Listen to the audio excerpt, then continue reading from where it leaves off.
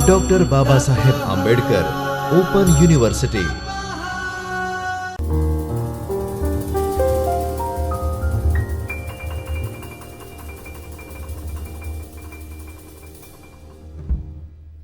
नमस्कार साथियों, doctor Baba Saheb Ambedkar open university से मैं डॉक्टर सुधीर कुमार तिवारी आप सभी का स्वागत एवं अभिनंदन करता हूं।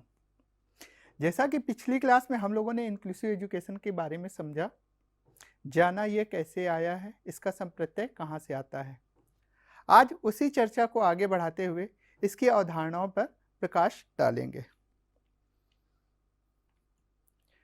जैसे कि मैंने पिछली क्लास में ये बताया था कि समावेशी का जो संप्रत्यय है उसमें क्या है, सभी तरह के बालक। जैसे आप देख रहे हैं, एक व्यापक भी इसकी परिभाषा है जिसके अंतर्गत धर्म, लिंग, जाति के आधार पे है। बट जो ये इंक्लूसिव एजुकेशन सेटअप की बात है जिसमें स्पेशल नीड चिल्ड्रन की बात की जाती है, उसके अंतर्गत ये दिव्यांग बच्चे आते हैं। दिव्यांग मतलब वह बच्चे जो शारीरिक रूप से, बौद्धिक रूप से कहीं ना कहीं समाज की उस धारा से अभी पिछड़े हुए हैं। इसकी अवधारणा पर हम प्रकाश डालते हैं।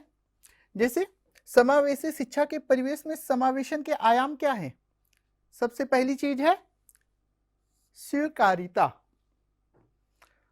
अगर कोई टीचर किसी बच्चे को एक्सेप्ट ही नहीं करेगा तो ये जो इंक्लूसिव एजुकेशन की अवधारणा है बेकार हो जाएगी। पहले स्वीकार करेगा तभी उसकी पहुंच कहां तक होगी, उस स्कूल तक होगी। आपने उसको स्वीकार किया, एडमिशन दिया, तो क्या हुआ, उसकी पहुंच कहां तक हो गई, स्कूल तक हो गई। उसकी पहुंच कहां तक हो गई, पुस्तकालय तक हो गई। उसकी पहुंच कहां तक हो गई, क्लासरूम तक हो गई। और जब वो पहुंच हो जाती है तो वहां पे क्या, उसकी सहभागिता बढ़ाई जाती है। सहभागिता का मतलब सभी बच्चों के साथ उसकी समय को सुनिश्चित किया जाता है, उसके कार्य योजना को सुनिश्चित किया जाता है। अब यहां पर क्या है, प्रत्येक बालक की योग्यता के आधार पर, अर्थात जो बालक के अंदर योग्यता है उसके आधार पर उसके कार्यों का क्या मूल्यांकन किया जाता है, ना कि इसके आधार पर उसको कौन कौन सी डिसेबिलिटी है, क्या प्रॉब्लम है, बल्कि उसके कार्यों का हम मूल्यांकन करते हैं। इसका उद्देश्य है पूर्ण सहभागिता, मतलब कि जिसमें सभी बच्चे आए, सभी बच्चों की स्वीकार्यता हो, समानता एवं समता। अब ये समानता और समता थोड़ा सा अलग विषय है जिसके बारे में हम नेक्स्ट पीपीटी में चर्चा करते हैं। जैसे समानता की बात की जाती है, इक्वलिटी, हमारे संविधान में भी निहित है समता और समानता। तो कभी कभी लोग एक दूसरे का पर्याय समझ लेते हैं, तो इसमें काफी अंतर है, उसको हम स्पष्ट करते हैं। जैसे समानता की बात करते हैं, जैसे कि ये बंदर है, एलिफेंट है, डॉग है, फिश है। अब हम समानता की जब बात करेंगे तो हम कह देंगे कि सभी के लिए क्या होना चाहिए, सेम काम होना चाहिए, सेम काम सभी के लिए होना चाहिए। ये क्या परिभाषा करती है, समानता की। पर ये जैसे सपोज मान लेते हैं ये पेड़ है और ये जज है। जज ने कहा कि हम एक फेयर एग्जाम कराएंगे, मतलब ऐसा नहीं है कि अलग अलग कार्य कराएंगे, बल्कि एक ही एग्जाम कराएंगे और उसके आधार पर हम मूल्यांकन करेंगे कि कौन सा बच्चा योग्य है। अगर पेड़ में चढ़ने की बात है तो कौन योग्य होगा, नॉर्मल है बंदर, ये बंदर है यहां पर, तो बंदर योग्य है तो इसका मतलब ये थोड़ी ना है कि एलिफेंट अयोग्य हो गया, डॉग अयोग्य हो गया, मछली अयोग्य हो गई, क्योंकि इनका फील्ड क्या है, अलग है। ताकत की बात करेंगे तो कौन आएगा, हाथी। पानी में तैरने की बात करेंगे तो कौन आगे आएगा, मछली। जो सूंघने की बात करेंगे तो कौन आगे आएगा, कुत्ता। इसी तरह इनके पास अपनी अपनी क्या है, क्षमता है, अर्थात उनकी क्षमता के आधार पर मूल्यांकन किया जाना चाहिए। जैसे अगर हम बात करेंगे कि सबको समान रूप से हम अवसर देंगे, सबको समान रूप से अवसर दिया गया कि पेड़ में चढ़ना है, बट क्या है यहां पे, सबकी योग्यता अलग अलग है। सिंपल सी हम ऐसे भी समझ सकते हैं कि कोई एक हिंदी बेल्ट का है, कोई पंजाबी बेल्ट का है, कोई गुजराती बेल्ट का है और कोई तमिल बेल्ट का है। हमने एक सामान्य चीज किया कि लैंग्वेज हम जानना चाहते हैं कि किसकी लैंग्वेज के प्रति ज्ञान अच्छा है, और हमने कह दिया कि आप हिंदी में अपनी योग्यता सिद्ध करें। तो नॉर्मल है, जो हिंदी बेल्ट का व्यक्ति है उसकी योग्यता अच्छी होगी तुलना गुजराती के, पंजाबी के, तमिल के। उसी प्रकार गुजराती व्यक्ति की ज्ञान अच्छा होगा किसके तुलना में, हिंदी बेल्ट के, तमिल बेल्ट के, पंजाबी बेल्ट के। तो इसी आधार पर सबकी अपनी अपनी योग्यता होती है, उसके आधार पर मूल्यांकन किया जाना चाहिए। जैसा कि बराबर होना समानता में सामाजिक विचारधारा है, इसको हम ऐसे कहते हैं कि हम सभी को समान अवसर दे रहे हैं, बट एजुकेशन में क्या करते हैं, इसका अभिप्राय किया जाता है कि सभी को समान अवसर तो दें, बट उनकी योग्यता के आधार पर। दूसरा टर्म है इक्विटी, जिसको हम समता कहते हैं। अब जैसे हम पिक्चर में देख रहे हैं कि एक मैदान है, ये एक मैदान है, इस मैदान में क्या है, फुटबॉल हो रहा है।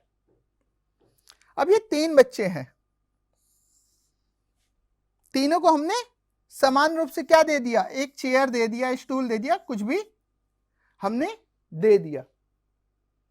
ये क्या हुआ, ये हुआ समानता।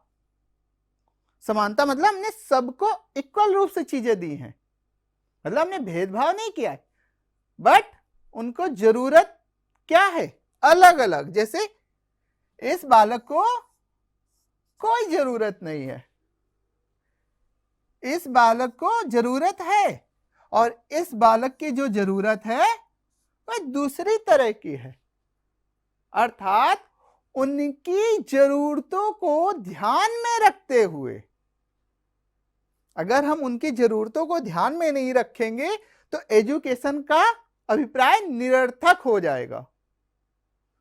यहां पर क्या किया गया, हमने समानता की बात की। समानता के आधार पे जो कॉन्सेप्ट कहता है कि सभी को समान चीज देना, जैसा कि हमने बात की थी कि बंदर है, कुत्ता है, हाथी है, मछली है, सबको हमने कहा कि एक चीज काम करो कि पेड़ में चढ़ जाओ, या पानी में तैरो, या दौड़ लगाओ। तो उसमें क्या है, सब में अलग अलग व्यक्ति क्या होगा, अलग अलग जानवर क्या होंगे, जीतेंगे। जैसे दौड़ने की बात करेंगे तो कुत्ता जीत जाएगा, ताकतवर की बात करेंगे तो हाथी जीत जाएगा। तो इसी प्रकार क्या, सभी लोग अपने अपने फील्ड में जीत जाएंगे, क्योंकि उनके पास अपनी अपनी क्षमता है। तो यहां पर इसको समानता के आधार पर अगर बात करेंगे तो सबको समान रूप से देना चाहिए, पर क्या समान रूप से देने पर प्रभाव पड़ता है, इसको कोई फर्क नहीं पड़ेगा, इसको मिले या ना मिले, इसको फर्क पड़ता है। क्योंकि अगर इसको नहीं मिलेगा तो क्या होगा, इसको उस ग्राउंड में दिखाई नहीं देगा, और इसको भी दिखाई नहीं देगा। तो क्या हुआ, इसकी बजाय हमको क्या करना चाहिए, इस बच्चे का सहयोग करना चाहिए, ताकि उसे भी समान अवसर प्राप्त हो। हमें इसके लिए भी इसकी क्षमता के अकॉर्डिंग, इसकी क्षमता के अकॉर्डिंग, इसकी योग्यता के अकॉर्डिंग, इसकी सामर्थ्य के अकॉर्डिंग क्या करनी पड़ेगी, व्यवस्था करनी पड़ेगी। इसकी बात कौन करता है, इंक्लूसिव एजुकेशन।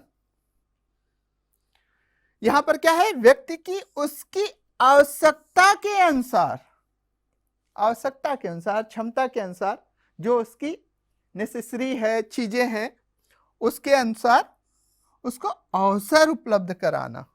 अर्थात समता का तात्पर्य है सभी को समान लाना, एक समान बराबरी में लाना। ये एक राजनीतिक विचारधारा है। जैसे एक इसको ऐसे भी समझ सकते हैं,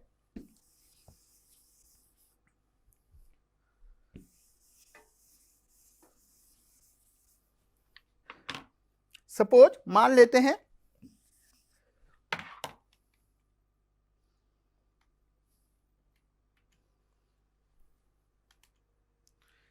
एक ये रेस का मैदान है, यहां से सभी को दौड़ना है, बराबर। एक व्यक्ति यहां पर है, पहला व्यक्ति, दूसरा व्यक्ति यहां पे है, तीसरा व्यक्ति यहां पे है। आपको क्या लगता है कौन जीतेगा? नॉर्मल चीज है, जो आगे है व्यक्ति उससे क्या है, उसे जीत मिल जाएगी क्योंकि उसे कम दौड़ना पड़ेगा। जबकि जो तीसरे नंबर पे है, जो बिल्कुल जैसे इसको ऐसे समझ लें, तीसरे नंबर में कौन है, ये है, दूसरे नंबर में कौन है, ये है, पहले नंबर में कौन है, ये है, इसको जरूरत नहीं है